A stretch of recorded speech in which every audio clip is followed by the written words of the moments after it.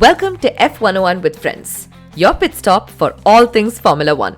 Whether you're here for the stats, the memes, or just figuring out what a chicane is, we've got you covered. Buckle up, because the fun starts right now.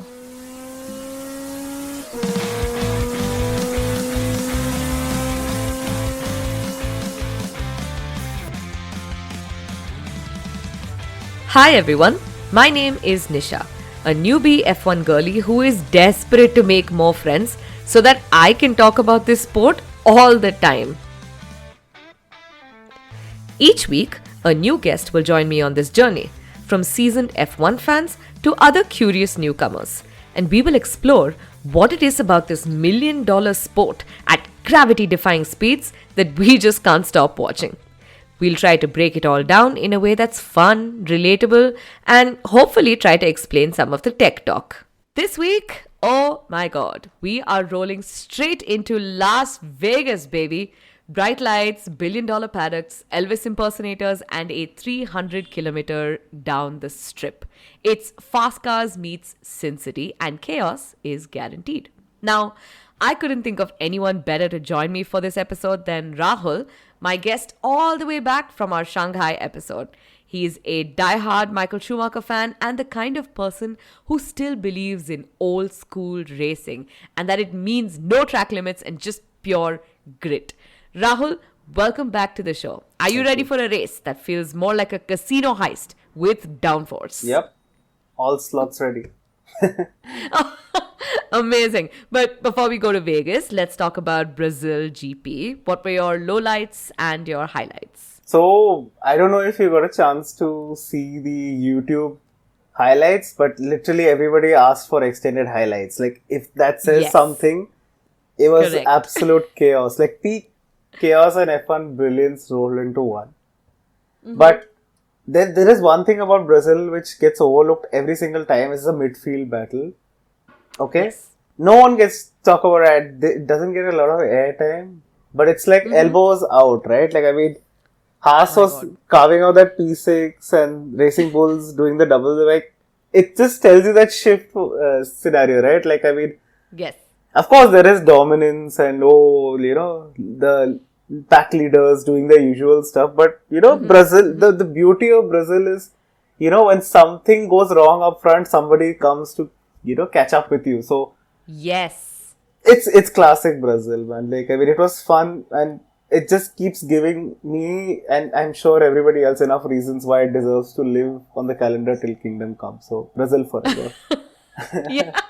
In fact, I saw this one Reddit post where someone had just put like, can we make this the new calendar? And it's just Brazil, Brazil, Brazil, Brazil.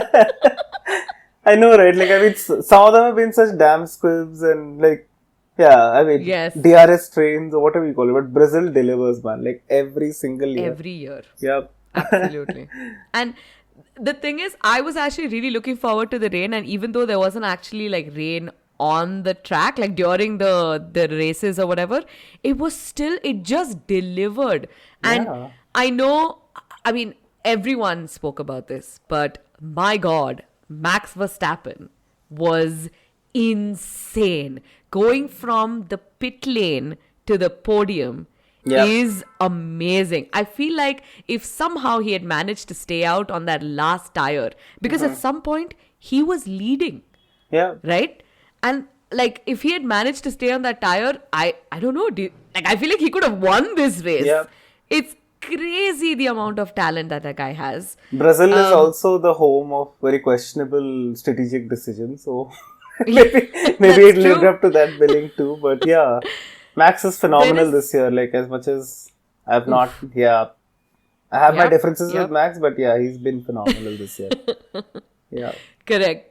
There's this one, so both Max and Ocon from Haas started from the pit lane, right? Because they both changed power units.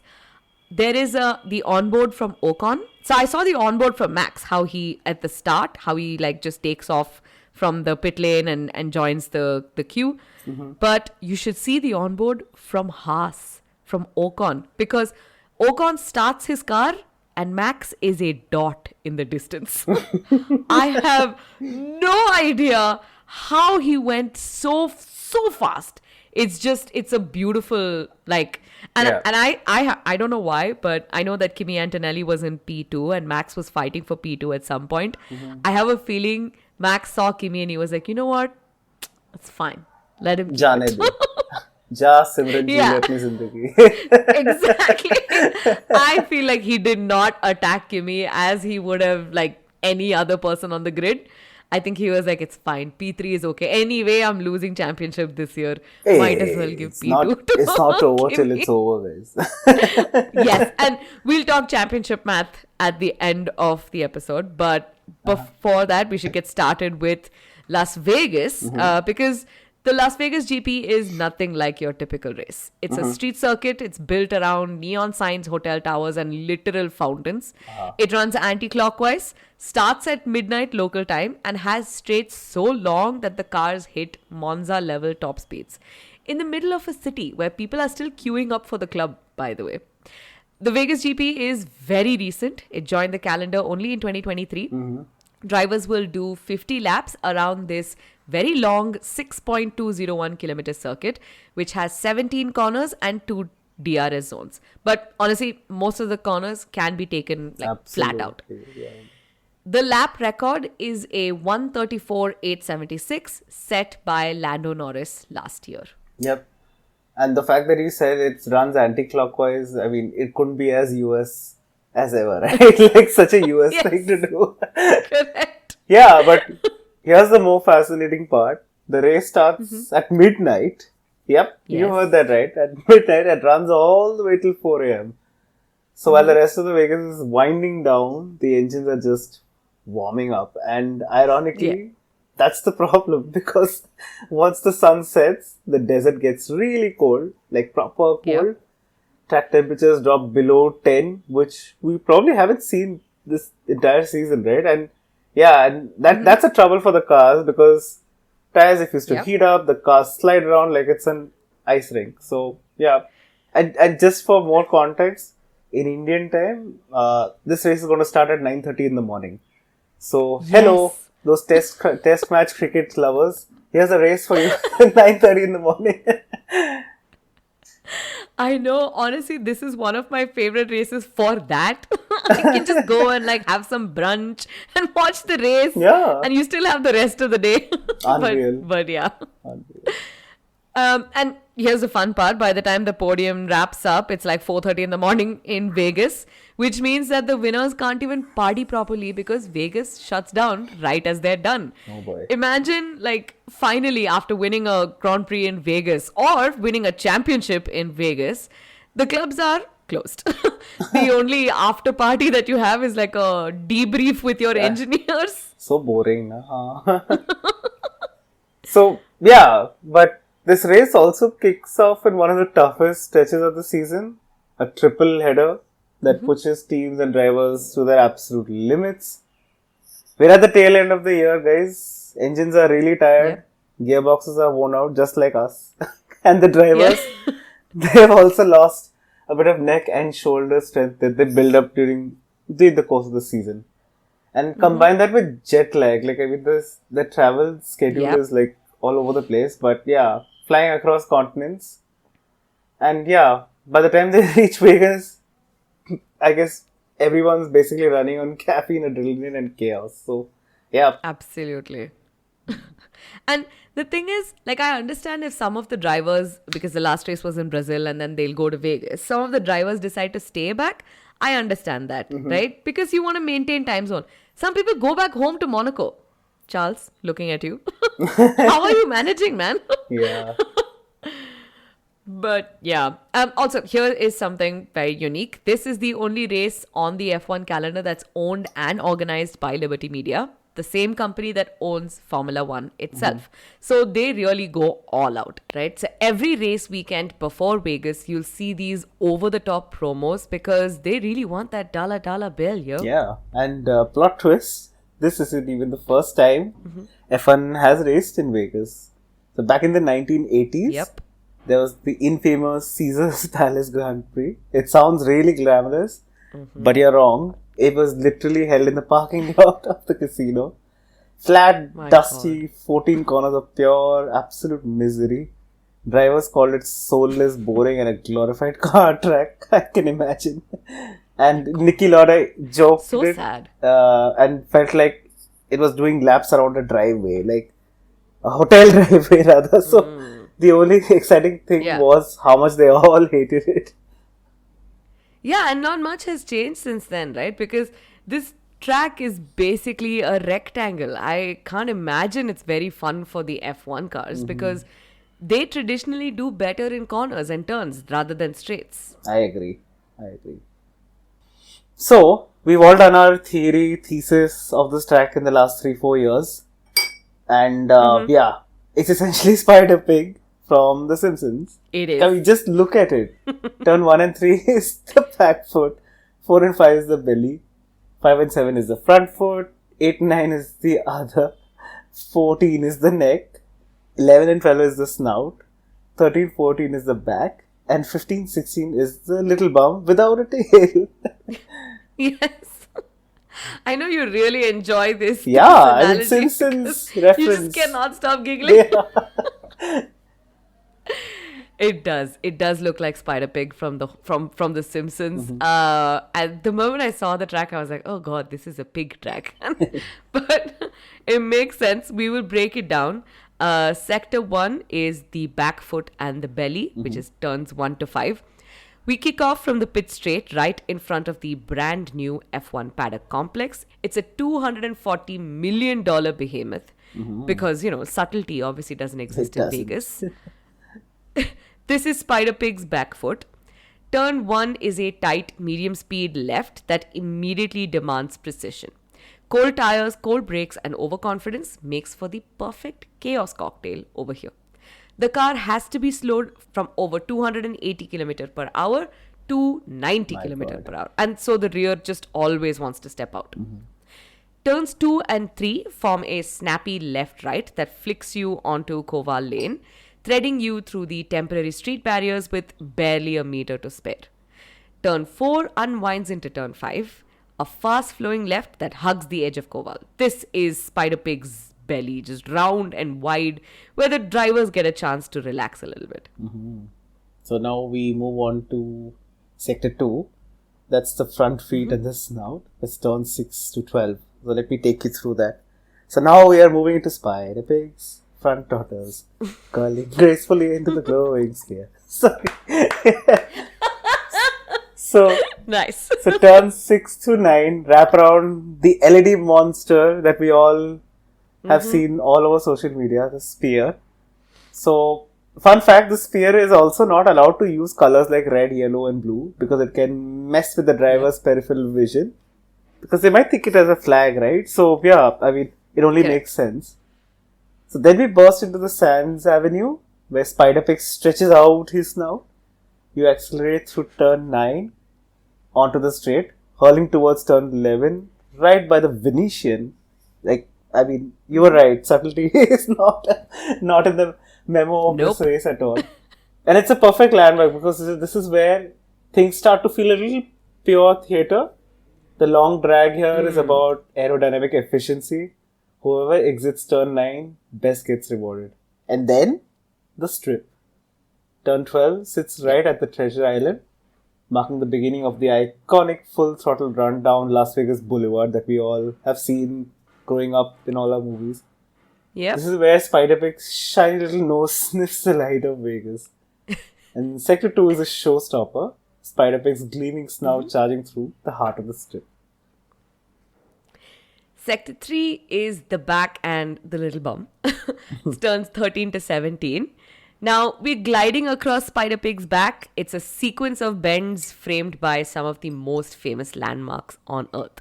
So, turn 13 sweeps past the Mirage. It's a medium speed right that feels graceful on camera, but it's brutal inside the car. Okay. Next comes Caesar's Palace frontage, then Flamingo and Paris, where the neon glare from the hotels and billboards just flicker off the carbon fiber like a disco ball. Oh. By turn 14, you're right beside Planet Hollywood. This is a tighter technical corner where drivers balance throttle and traction just to keep the cars straight. This section is deceptively complex because it looks straight, but you're constantly alternating between light braking and acceleration. So every correction is going to cost you some speed onto the final straight. Finally, Spiderpig's little bump, which is turn 15 to 17. It's a short, tight chicane that leads back towards the paddock, and it ends near Top Golf. It's low speed and technical, and the traction zones are slippery from the cool night air. The moment you exit turn 17 cleanly, it's full throttle, DRS open, fireworks ahead, and Spiderpig has completed his glittering lap. Wow, Spiderpig will, but without the tail. It lives up to the hype. Exactly. Nice. So Rahul, what are your podium predictions for Vegas? Yeah, I'm not into subtlety at all, and my predictions are very bold. Okay. Like right from the beginning. But I'll try not to be too insane. I'm going with George P1 again, because Vegas seems to be his villain origin arc, as always. Yeah.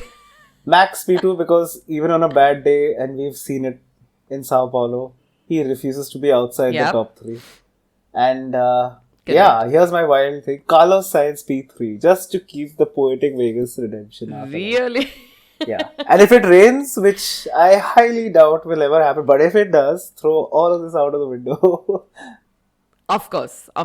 Rain doesn't. Rain is the exception. Yeah. But I do understand, like Carlos, because the Williams are pretty good on a straight line speed. I do expect them to be somewhere higher up.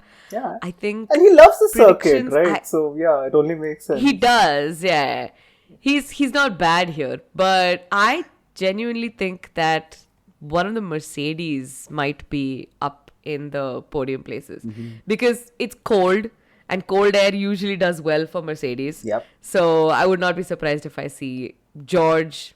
I would not be surprised if I see George up in the podium positions as well. So nothing for Lando and Oscar then, huh?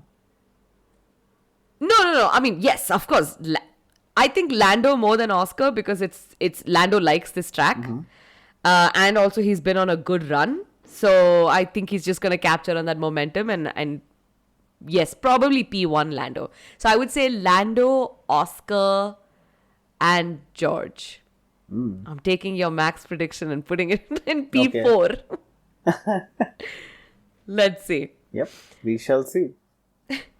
The story of the Las Vegas GP is honestly one of Formula One's weirdest glow-ups, right? Because from a literal parking lot in the 1980s to the billion-dollar light show in 2023, Vegas has always wanted to be a part of F1. But F1 has never quite known what to do with Vegas. Let's rewind to what Rahul said. Back in 1981 and 1982, the Caesars Palace Grand Prix, which was held in the hotel's parking lot. It was flat, bumpy, soulless. The drivers hated it, so F1 left just muttering to itself that it'll probably never come back. Fast forward 40 years later and enter Liberty Media, determined to make F1 bigger in America. They already had Austin for the purists. They had Miami for the celebrities, but they wanted like a crown jewel. And nothing screams spectacle like Vegas. So they built one. Yeah. The moment you said Vegas, the only word that came in my mind was crown jewel. So there's no other way to put it, I guess, for this circuit. Exactly. Yeah. And yeah, here's a fun fact as well. The Las Vegas Strip, the Spiderpig, was designed by Carlston Tilke, son of the legendary track architect Herman Tilke, who also created Shanghai. So it's like a fun full circle moment since I first joined you in the Shanghai episodes. Yes. Yeah. But Carlson didn't have a blank canvas though. The circuit had to use existing city roads, which is pretty unanimous with all street circuits, which stretched to the most expensive stretch of real estate on earth, which meant the design was more of a compromise than creative one. It is fast, no doubt, but most people have also called it soulless, calling it like a highway with walls and a track for photos and not racing. So that's I see it. We haven't had very exciting races over there. So I mean, I understand it's only been 2 years. Maybe it'll improve. But it's Because the drama doesn't stop at just that, right? Because the 2023 debut weekend kicked off with a bang, literally, Yeah. because Carlos Sainz's Ferrari ran over a loose manhole cover in FP1. Yep. It ripped through his chassis and they were forced to do an entire rebuild. Yep. And I remember Carlos got a penalty for that, and Fred Vasseur was so angry because he was like, "We didn't make a mistake. Your street destroyed the car." Yeah, like finally my core memory of Vegas is that manhole hitting cars for Yeah. some reason. Like, it's sad, but yeah, it is what it is. Crazy. Sorry. Yeah, because like at that moment, it shut down the practice, it wrecks Ferrari's schedule, and it embarrassed all the organizers within the minutes. Of course, the race just went ahead anyway, but that incident sets a tone, right? It's shiny on the outside and chaos on the inside. Absolutely. And yeah, I mean, Vegas is a city built for tourism. But contrary to popular belief, it doesn't help it. It's actually hurting tourism. So the weeks leading up to the event, Yeah. they actually shut down the Bellagio's famous fountains and Yes. famous, major the pedestrian bridges. And they even Yeah. installed blackout panels so no one could stand and watch it for free, right? So that's very Yeah. anti-consumer. Like, locals hated it, tourists hate it. Like, you couldn't even stop to take a photo. Like, police would literally shoo. Like, there are countless reels on social media of Yes. the police just shooing you off the sidewalks. So what's supposed to be the entertainment capital of the world suddenly turns into a restricted zone for people who can afford $2,000 grandstand seats. So yeah, that kind of hurts the Vegas reputation, I guess, a bit. Yeah. And honestly, even that didn't go well for them because the ticket prices were astronomical when they first went on sale, so no one bought it. But a few weeks before the 2023 race, they just dropped like crazy from thousands to just a few hundreds. The scalpers were panicked, the hotels cut their rates, and finally the locals got the last laugh. The fans quickly learned the trick: don't buy early. And this year, Liberty Media is trying the same, "Oh, prices will go up later" bluff, but no one is falling for it. They're just waiting for the time when they get desperate and Yeah. all the prices get slashed. Yeah. Now, I say, you know what they say, right? Like, speak from your wallet. And yeah, they are talking. Exactly. I remember I was looking up the tickets last year, and there's a Lewis Hamilton package which comes with like hotel, all you can eat, all you can drink. You stay in the grandstand, you stay in, like, you get paddock passes, all of that stuff, right? Earlier, it was some $3,000 or something like that. Oh. Like a week before, it was $400. Why didn't Like you the tell me? whole experience. This is my plan to one day have enough money saved up and buy like general admission tickets for the Las Vegas GP and then wait a week. Like, wait for these things to drop and then pick up one of the like fancier tickets and like have the time of my life. And if I don't get them, at least I have general admission tickets. Yeah. Sounds like a plan. And ladies and Yeah. gentlemen, that's a cheat sheet for Vegas. Yeah, that's the cheat sheet. Yeah. Yeah. And yeah, like, winding the clock back to just 2 years back, there was even an opening Yeah. ceremony. That part felt more like a music festival than a motorsport event, to be honest. It did. There were 10 live performances, like 10. And drivers were hosted onto floating LED stages, fireworks, drones, and dance troops. And yeah, like, I mean, I would call it like hard cringe. Like, it was deeply Yes. cringe-worthy. The drivers too visibly hated it. You could see Yep. it on their faces. Like, Max straight up called it 99% show and 1% sport. But even worse, the fans hated it more. And because hardly anyone was there, empty Yep. grandstands, awkward camera pans, and way too much production for a crowd that belly clapped, sort of, wrote the script for Vegas. Yep. The event did spill over into pop culture though. Netflix staged the Netflix Cup, which was a crossover golf event with F1 drivers like Carlos, Alex Albon, Pierre Gasly, and Lando Norris, who were paired with these PGA Pro golfers. It was Okay. meant to be like a fun pre-race hype moment, but it just ended up being more filler than fire. The streaming numbers were not bad, but you wouldn't watch it if you didn't know any of these players. Yep. Another core memory for Vegas is the Brad Pitt's infamous scene in the Vegas race Oh, in the F1 yeah. film, right? Yeah, where he was hiding Correct. in the room. So that's also etched in Ex- my head. And it's hard to Yeah. believe it was 4 in the morning. Exactly. But yeah, I mean, that's pretty much part of pop culture too. I mean, I just wanted to add that here. Yep. But yeah, and if Vegas didn't have enough subplots, guys, there's Yes. one more twist behind the scenes. Mohammed bin Sulayem, MBS, FIA president, reportedly tried to delay the final certification of this circuit because of internal disputes between FIA and Liberty Media. It was a political theatre, power struggles, late paperwork, and everybody pretending it was quote-unquote standard process. Of course it was. The truth is, Vegas is everything F1 both loves and hates about itself. Money, glamour, drama, chaos.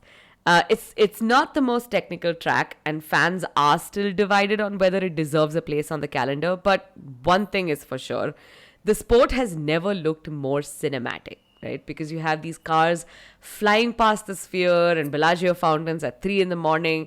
And it's the kind of image that Liberty Media dreams about. Even if the locals wish that it would all go away. I'm sure. So here's the thing. We can't really do best moments on track section over here because there's only been a 2023 race here once before. And that was the year of our Lord and Savior Max Verstappen because he won like every single race. But there are two fun things that we should talk about. One, Charles was actually pole sitter in 2023 against all odds. But as soon as the lights went off, Max Verstappen launched off the line like a bat out of hell, forcing Leclerc wide into turn 1. It was aggressive, even by Max's standards. He basically pushed Charles off the track and he said, "Mine now." The stewards didn't love it. Max got a 5-second penalty for forcing another car off. But his radio reply, classic Max. When GP tells him that you got a 5-second penalty, he says, "Yeah, thank you. Send them my regards." What a Lannister, man. Yeah, Like, man. who says that? Well, Leclerc did manage to make a comeback. That 2023 Red Yes. Bull was just too fast on the straights, and Vegas, Correct. as we all have already discussed, is all about straights. We did see the overtake of the season though, when Charles drove down the inside of Perez on the last lap and stole P2 from him. I think this race Red Bull has some special livery, which was in red, and the podium looked like there were 3 Ferraris actually. Yeah. Correct. But let's talk about what happened in 2024. So, picture this. Midnight in Vegas, lights are blinding, air is freezing, and the engines sound like thunder just bouncing off of the casino glass. And from the moment those 5 red lights went out, it was George Russell's night. He absolutely owned Vegas. Started from pole and drove like he had memorized every manhole cover on this strip. Cooler track temps were, because it was around 10 degrees, it played right into Mercedes' hands. Lewis Hamilton, meanwhile, looked smooth and surgical. He spent most of the night in George's mirrors, managing tire temps, timing DRS perfectly. And when the checkered flag dropped, George led Lewis home for a Mercedes 1-2. It was their first in over a year. But, you know what's wild? Every time George wins, the universe just refuses to let him enjoy the spotlight. And we will get to that. And I gave a bit of a spoiler with my prediction, but Carlos had unfinished business in Vegas. Remember that manhole cover that destroyed his Ferrari? So this time in 2024, he was determined to make the track pay him back, and he did. He was clever, calm, perfectly in tune with his tires. A podium, P3, was his form of poetic justice. Charles, though, had a spicier night. He started strong, pushing George hard in the opening laps, but the cold tarmac bit him. He overheated his tires early. fell back and spent most of the race chasing grip. Still, his comeback was solid, finishing P4 with clean overtakes and some very un-Ferrari-like composure. Now on to the world champs, or in this case, the new world champ. Max Verstappen didn't need to win. He just needed to finish this race, and that's exactly what he did. He crossed the line in P5, which was enough to clinch his 4th world championship. It wasn't a typical Max weekend. The car wasn't happy, too stiff on the bumps, not enough tire temp, and the long straights didn't make up for it. But Max being Max, he still extracted points and a title out of it. When asked how he would celebrate, he didn't even blink. He was just like, probably with 3 gin and tonics. Meanwhile, Checo Perez had a forgettable night. Inconsistent pace, poor timing on the pit stops, and a lack of confidence under braking. He grabbed a single point, but looked very frustrated. Checo really looked visibly frustrated. And McLarens were also like dark horses early on. Both Lando and Oscar were lightning down the strip, especially Lando, who set the fastest lap of the race on lap 50. But the cold conditions destroyed their rhythm of sorts. The car just couldn't generate enough heat on the tires to hold that speed for too long. This slid around in Sector 3 like Bambi on ice. Still, both drivers held on to solid points, P6 and P7, which is proof that McLaren's upgrades are working, even on a circuit that shouldn't suit them. Here's a sentence that no one expected. Nico Hülkenberg scored points for Haas in Vegas. Oh. The American team finally gave the home crowd something to cheer for. Hülkenberg drove a calm, opportunistic race, stayed out of trouble, nailed the timing on the pit stops, and made his tires last while others floundered. He brought it home in P8, one of Haas's best results all season. Yuki Tsunoda in P9, solid, kept the car on the road, no wild moments, just reliable pace. For the rest of the grid, Vegas was less glitz and glamour and more cold and chaos. Aston Martins particularly spent the night skating on ice. Alonso hovered on the edge of points in P11, while Stroll's soft tires gamble fizzled before it even started. Haas had one car celebrating and the other one sulking, with Magnussen's long stint gamble landing him P12. Sauber wrestled a twitchy car that hated the cold. Zhou salvaged P13 while Bottas slipped backwards with no grip to fight. Williams saw promise turn into heartbreak when Albon's turbo gave out mid-race, leaving rookie Colapinto to quietly nurse the car into P14. Liam Lawson's RB lost its early spark after a lockup, left him stuck in traffic for P16. And while Alpine also had a nightmare, Gasly's engine quit and Ocon described the car as driving on glass in P17.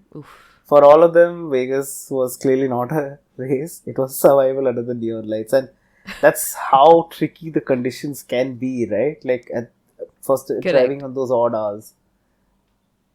Yeah, exactly.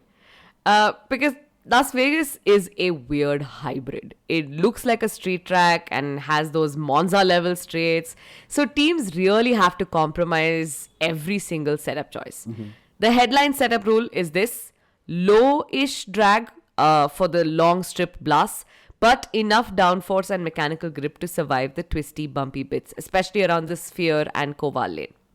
Suspension and ride are next. The strip has new asphalt, but also seams and manhole covers and temporary curbs. So teams soften suspension and raise the ride height just a little bit compared to a pure low drag setup.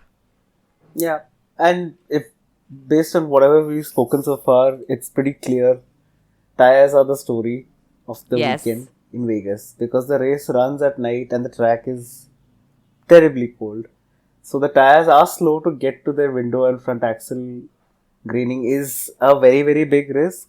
Pirelli's early race guidance even flagged medium softs one stop as a viable option depending on how much graining you see. Yeah. So, but it's still like a 50-50, right? So teams therefore guide their tire allocations tightly in practice. So, but yeah, operationally, pit lane delta and tire stop costs matter. The long straights make DRS trains common. So track position is gold, pretty much. Like most street circuits also. So that Yes. pushes some teams into an opportunistic early stop or undercuts, but others just favor the long stints to avoid the time loss. So that's pretty much going to be, I guess, the predictable thing, unless Vegas throws something out of the hat. Yeah, I mean, I would not be surprised, but that is the case with street circuits as well, right? Like what we've just spoken about so far. And this is something that divides a lot of F1 fans, street circuits versus purpose-built tracks. Because after the Vegas GP and with Madrid joining the calendar next year, the debate is getting a bit spicy. So, for anyone who's new here, street circuits are normally just city roads that are turned into racetracks. So, we're talking Singapore, Baku, now Vegas. They're all closed down city grids, lined with walls and zero room for error. Meanwhile, the old school circuits, think Silverstone, Monza, Suzuka, they are purpose built for racing. They're wide, they're smooth, and they don't double as someone's morning commute. But here's the thing. Street circuits, while they look incredible, they can be very dangerous. Because the flip side, right, for the teams, for the locals, it is a logistical nightmare. Imagine a street circuit in Bangalore. I Oh can't. my God. Giving up on life.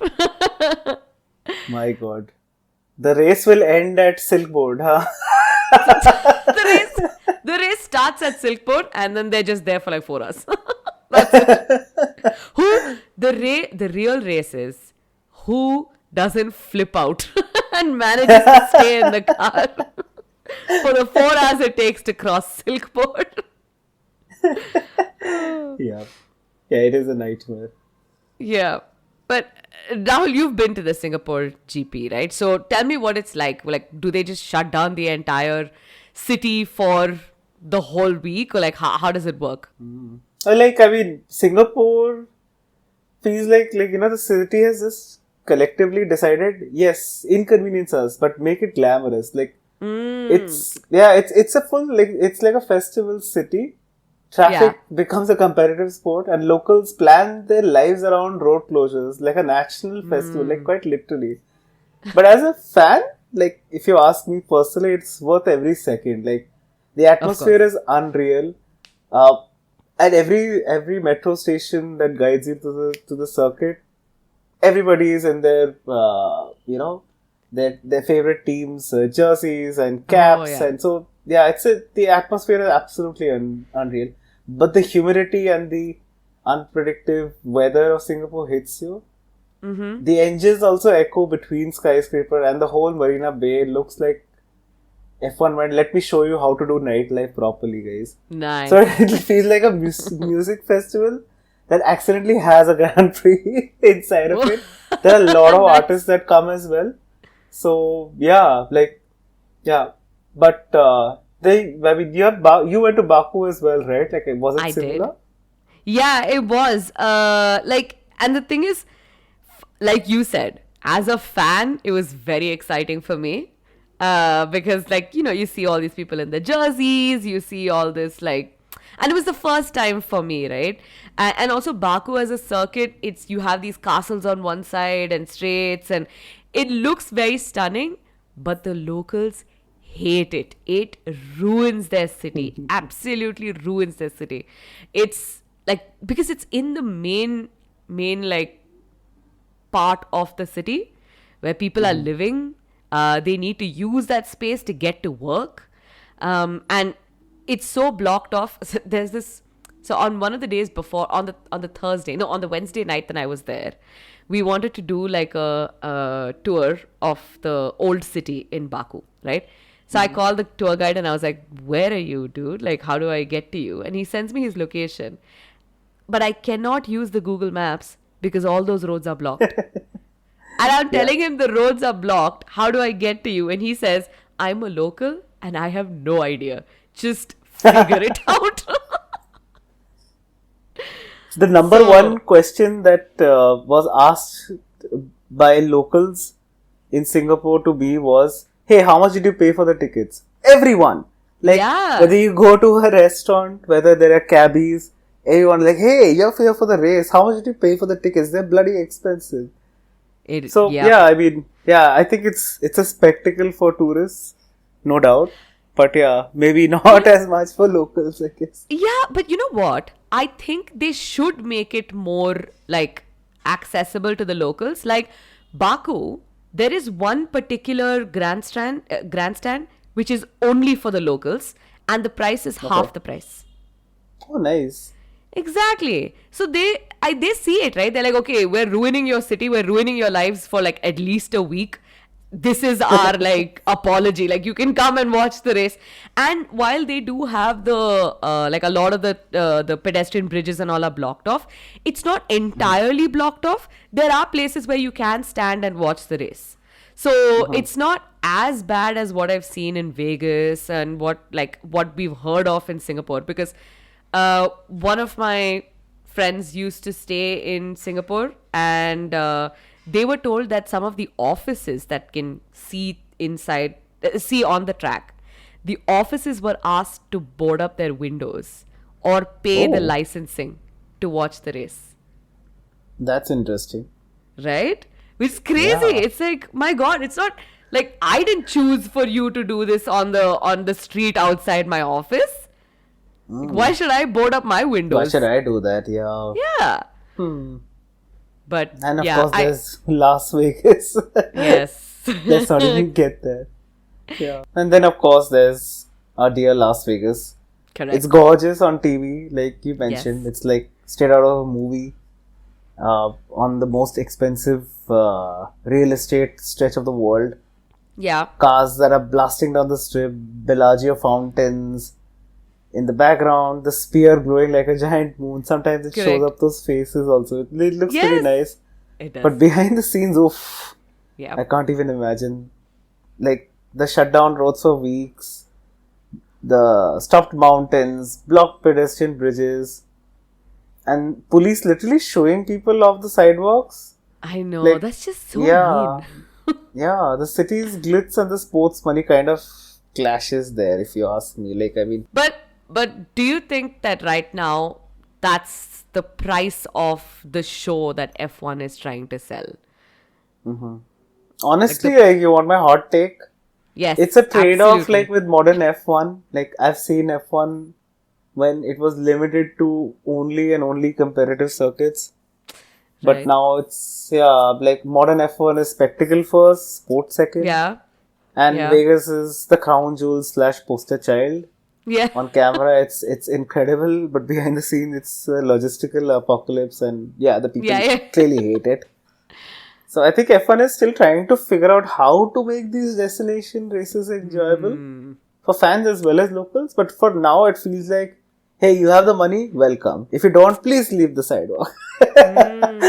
True. But yeah, but you know, I'm also from a school of thought like this is required for the sports growth, and this is where this is the direction that F1 is pushing.